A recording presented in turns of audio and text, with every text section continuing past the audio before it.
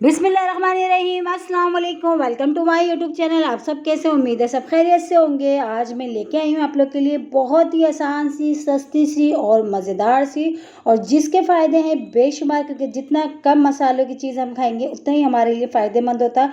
और इसमें सिर्फ हम शामिल करेंगे प्याज, हरी मिर्च और नींबू, बाकी सब कोई भी चीज़ नहीं डलेगी। बहुत ईजी सी, बहुत ही मज़ेदार सी रेसिपी है। तो फिर चलते हैं अपनी रेसिपी की तरफ। 2 अदद मैंने इसमें लिए बड़े साइज़ के प्याज, इसको बारीक बारीक स्लाइस कर लिया। उसके अलावा मैंने इसमें लिए 6 अदद हरी मिर्चें।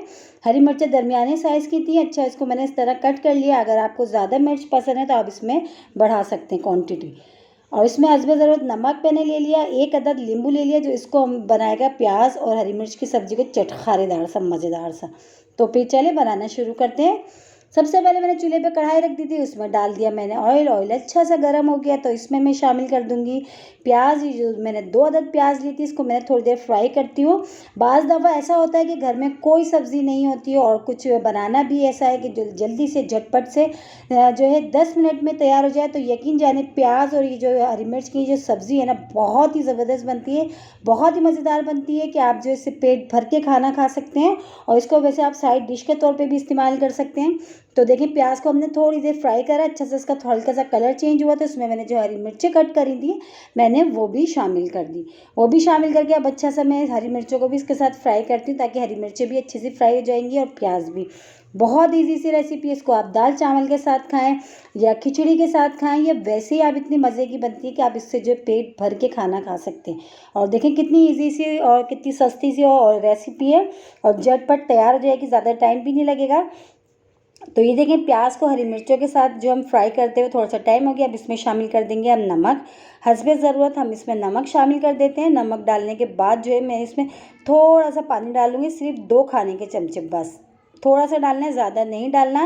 हल्का सा मैंने पानी डाल के इसको अच्छा सा मैंने इसको मिला लिया। मिला के मैं इसको कवर करके तकरीबन 5 मिनट के लिए बस मैं छोड़ दूंगी। बस ज़्यादा देर हमने इसको नहीं पकाना, ठीक है। थोड़ी सी जो प्याज है ये भी सॉफ्ट हो जाएगी, बस हमने इसको इतनी देर हमने कवर करके हमने पकाना है।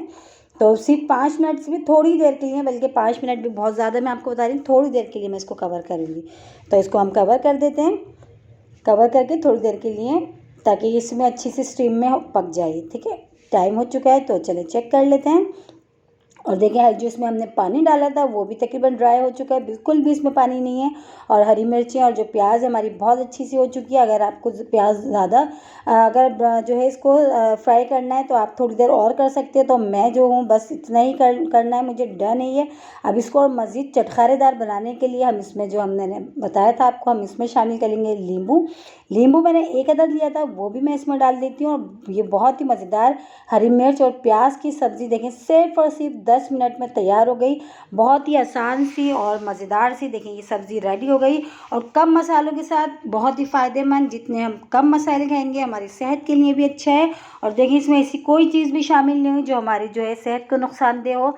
तो ये देखिए, सिर्फ 2-3 चीज़ों के साथ ही बहुत ही मज़ेदार सी हरी मिर्च और प्याज की सब्ज़ी हो गई है रेडी। तो बस अब हम इसको नींबू डाल के अच्छा सा हमने इसको मिला लिया। मिला के जो है हमने इसको बस अब हमने डिश आउट करना है। तो बस ये जो है हमारी डन हो चुकी है, और सिर्फ 10 मिनट्स में ये हमने डन करी है।